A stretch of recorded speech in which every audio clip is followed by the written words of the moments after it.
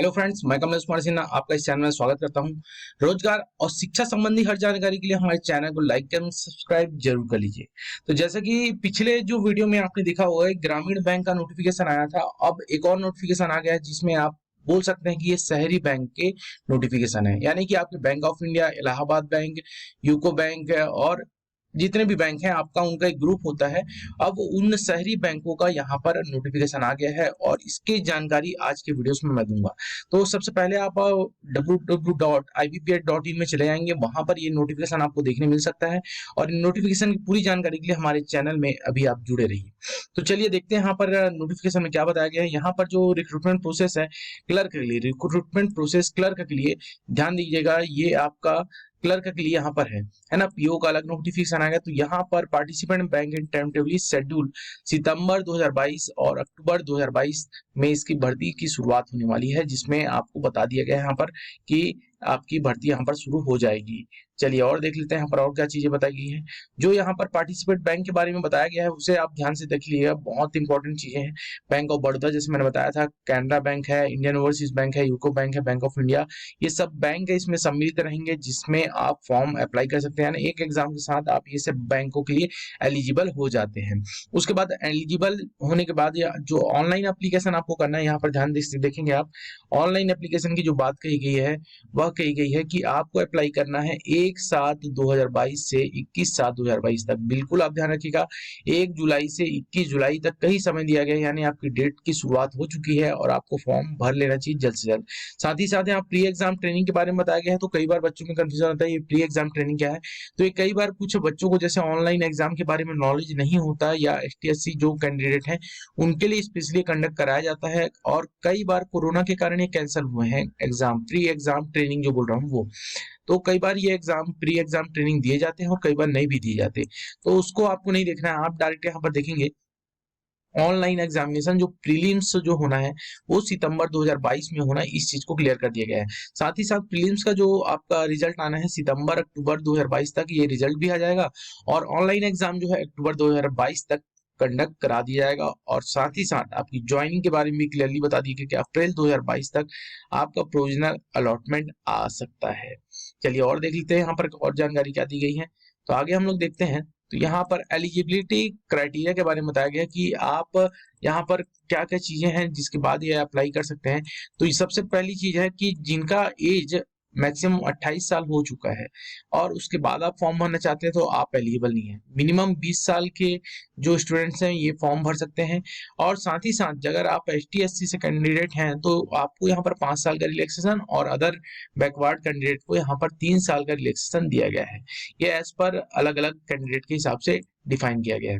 बाकी और देखते हैं यहाँ पर फीस इसके बारे में और क्या जानकारी दी गई है।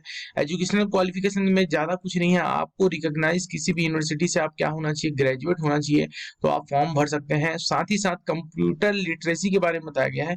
देखिए यहाँ पर एक इंपॉर्टेंट पॉइंट है, कई बार कंप्यूटर के बारे में कंफ्यूजन रहता है। तो यहाँ पर बोला गया है operating and working knowledge in computer system is mandatory, यानी बहुत ही जरूरी है आपको कंप्यूटर के बारे में ज्ञान होना। Candidate should have certificate diploma degree in computer operation language should have studied computer, यानी आपको बोल दिया गया है कि आपके पास अगर डिग्री है, डिग्री यानी कि बोलना चाहिए डिग्री डिप्लोमा पीजीडी से डीसी जो होता है वैसा एक डिग्री यहाँ पर कंपलसरी बोल दिया गया है। साथ ही साथ प्रोफिशिएंसी ऑफिशियल लैंग्वेज या आपका एक लोकल लैंग्वेज, और साथ ही साथ कुछ लैंग्वेज में आपको बोलना और लिखना आना चाहिए, ये भी यहाँ पर बता दिया गया है। चलिए और देखते हैं हमारे पास क्या जानकारी है। अगर हम देखें तो यहाँ पर और चीजें जो बताई गई हैं उसमें सबसे इंपॉर्टेंट चीज निकल कर आएगी कि इसमें सीट कितनी है। तो सीट के बारे में भी हम लोग देख लेते हैं कितनी सीट कहाँ कहाँ से दी गई है और किस किस प्लेस के लिए दी गई है। तो हम लोग जैसे के लिए छत्तीसगढ़ के लिए देख रहे हैं तो छत्तीसगढ़ के लिए यहाँ पर सीट को देख लेंगे। अच्छा, उससे पहले यहाँ पर देख लेते हैं कि एग्जामिनेशन का प्रीलिम्स का स्ट्रक्चर क्या है। तो जैसे कि अगर आप देखेंगे जो आरआरबी पीओ से डिफरेंट ये रहता है। आरआरबी पीओ क्लर्क यानी रूरल बैंक के जो ग्रामीण बैंक है उससे एग्जाम ये थोड़ा डिफरेंट है। यहाँ पर कंपलसरी यहाँ पे इंग्लिश लैंग्वेज रहेगा जिसमें आपके 30 क्वेश्चन 30 मार्क्स के रहेंगे। साथ ही साथ आपके मैथ्स से न्यूमेरिकल एबिलिटी और रीजनिंग तर्क शक्ति यहाँ पर रहेगी। जो 35 क्वेश्चन आपको दिए जाएंगे ये इंग्लिश और हिंदी दोनों में आपको मिल जाएंगे, जिसके लिए आपको 20-20 मिनट मिलेंगे और टोटल आपको 60 मिनट दिए जाएंगे। तो ये चीज ध्यान रखिएगा। यहाँ पर एक पॉइंट है सेपरेटली टाइम्ड, सेपरेटली टाइम यानी सेपरेट एक एक 20 मिनट में आपको इंग्लिश सॉल्व करना है, 20 मिनट में मैथ्स और 20 मिनट में रीजनिंग, इतना ही टाइम आपको मिलेगा। उसके बाद क्योंकि आपका टाइम आगे बढ़ जाएगा, आपको दूसरे उसमें पहुंचा दिया जाएगा।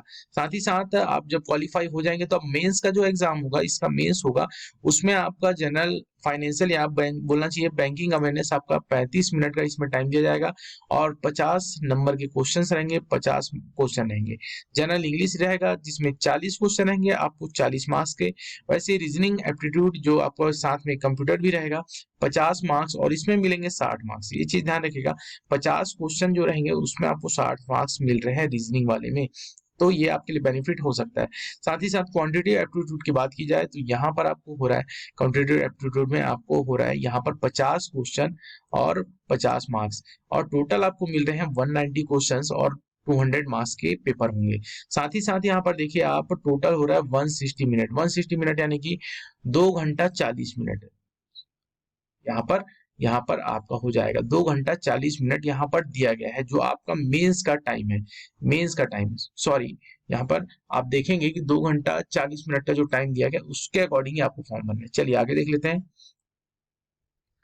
फिर अगर हम देखें तो बात करें, जैसे मैंने बात करता सीट की, तो हम लोग यहाँ पर देखते हैं तो ये जैसे हम लोग आएंगे लास्ट में आप पहुंचेंगे चार्ट में, तो यहाँ पर देखिए छत्तीसगढ़ में हम लोग आते हैं, तो छत्तीसगढ़ में देखिए बैंक के जहाँ पर NR लिखा है वहां पर सीट नहीं है। पॉसिबल है कि फ्यूचर में यहाँ पर सीट के लिए कॉल किया जा सकता है, अगर कोई सीट इंक्रीज होगी तो ये पॉइंट में बढ़ जाएगा, क्योंकि इसमें बदलाव होने के चांसेस रहते हैं और बीच में बदलाव हो भी जाते हैं। तो यहाँ पर देखिए सभी बैंकों का मिलाकर आपको टोटल 104 104 सीट यहाँ पर है। जनरल के लिए 51, EWS के लिए 9 और OBC के लिए 5 और ST/SC के लिए 10 और 29 यहाँ पर पोस्ट है। तो ये टोटल पोस्ट की संख्या भी आपको दे दी गई है। और फॉर्म भरने का डेट तो मैंने बता दिया है, फॉर्म आपको कब से कब तक भरना है, फोटो अपनी रेडी रखिएगा। और बाकी जानकारी के लिए मैं एक लिंक दे दूंगा जिसमें मैंने फॉर्म कैसे भरें, क्या भरें, उसके बारे में पूरी जानकारी उस वीडियो में दी है, तो वहां से भी आप उस वीडियो को देख सकते हैं। चलिए इसी के साथ यह वीडियो में समाप्त